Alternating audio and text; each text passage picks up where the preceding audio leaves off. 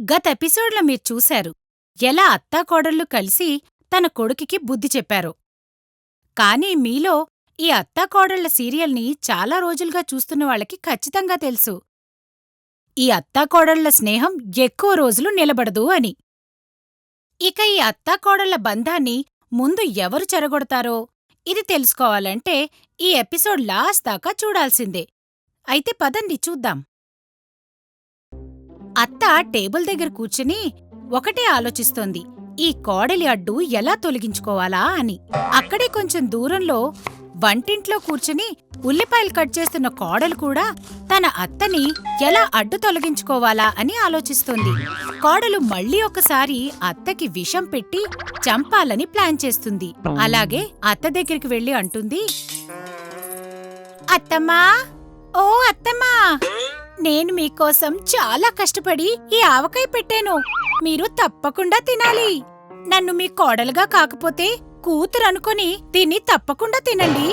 కాని మనసులో మాత్రం, ఒక్కసారి తినవే రాక్షసి, అప్పుడిక నేను నీ కోడల్ని కాను, నేను నీకు కూతుర్ని కాను, ఇక నువ్వు నాకు అత్తవు కూడా అవవు.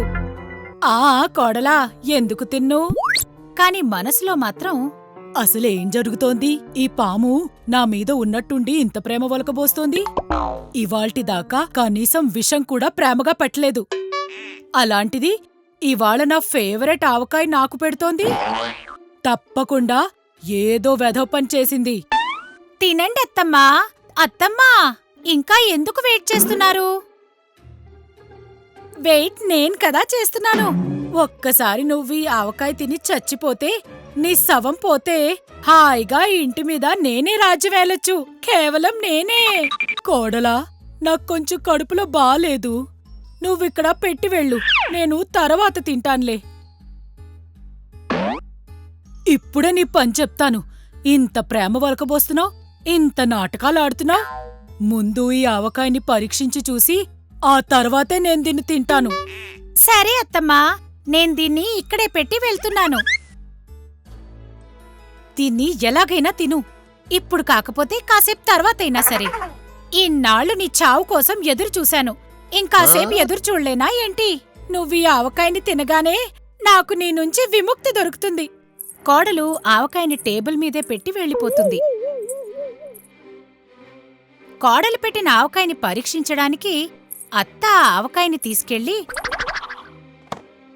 బయట రోడ్డు మీద ఒక ముక్కని విసిరేస్తుంది. ఒక పిల్లి పరిగెట్టుకుంటూ వచ్చి ఆ ఆవకాయ ముక్కని తీసుకొని పారిపోతుంది. ఆ పిల్లి ఆ ముక్కని తిని కాస్త దూరం వెళ్తుందో లేదో అక్కడే పడిపోతుంది.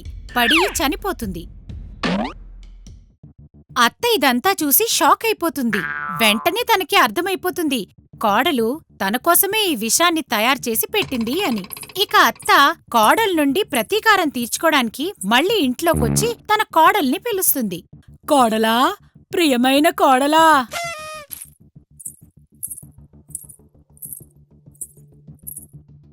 ఆ అత్తమ్మా, నా బంగారు అత్తమ్మా, నా బంగారు కోడలు, ఒక్కసారి నా మాట వింటావా?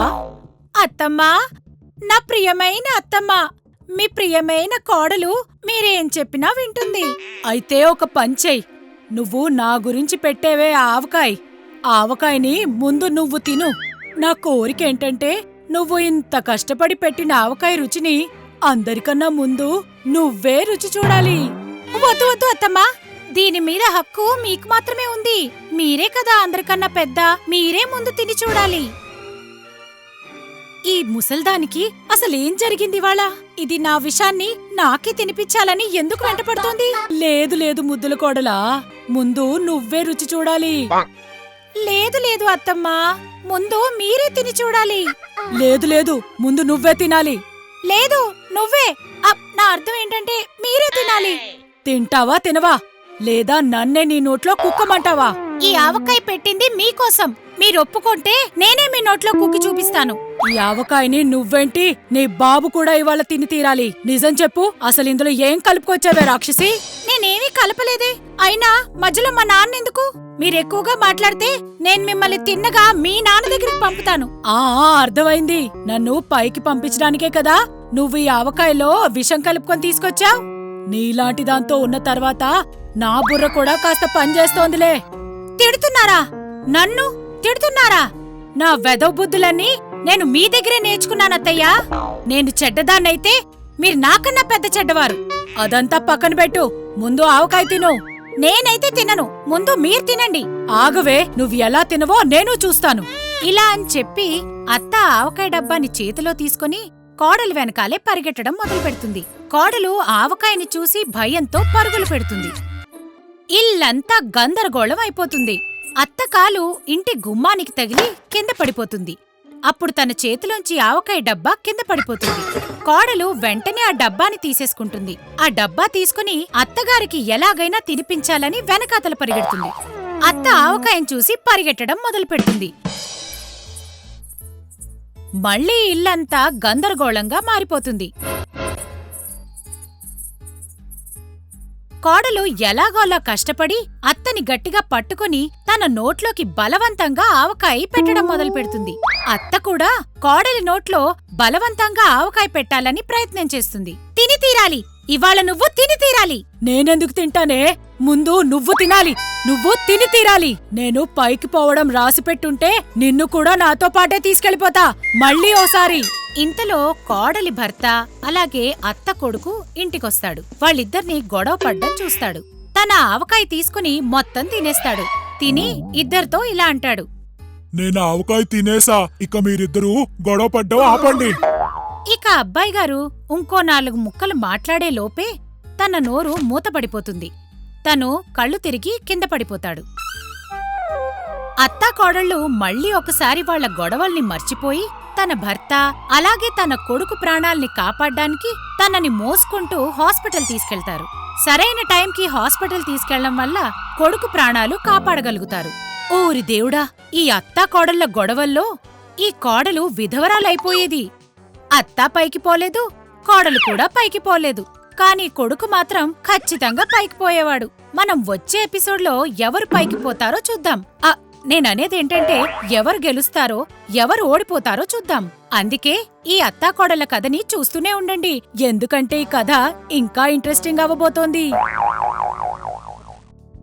ఇలాంటి మరెన్నో అద్భుతమైన కథలతో మనం మళ్ళీ కలుసుకుందాం. దయచేసి కాసేపటి తర్వాత ఫోన్ చేయండి. అమ్మా వింటున్నావా? నాన్న ఫోన్లో ఎవరో ఒక ఆవిడెత్తారు. నాన్న రోడ్డు మీద ఉన్నారని, ఇప్పుడు బిజీగా ఉన్నారని అంటోంది. సర్వనాశనం అయిపోతాడ్రా మీ నాన్న. ఎవరికిచ్చాడ్రా ఫోను? సరే ఓ పని చెయ్యి, మళ్ళీ ఫోన్ చేసి ఫోన్ ఎవరికిచ్చాడు అడుగు. వచ్చి రాగానే ఇంట్లో ఉన్న వస్తువులు అన్నీ అతనిపై విసిరి కొడుతూ ఉంటుంది బిజిలి. మన్మోహన్కి దెబ్బ కూడా తగులుతోంది. కళ్ళు తిరిగి స్పృహ కోల్పోతాడు.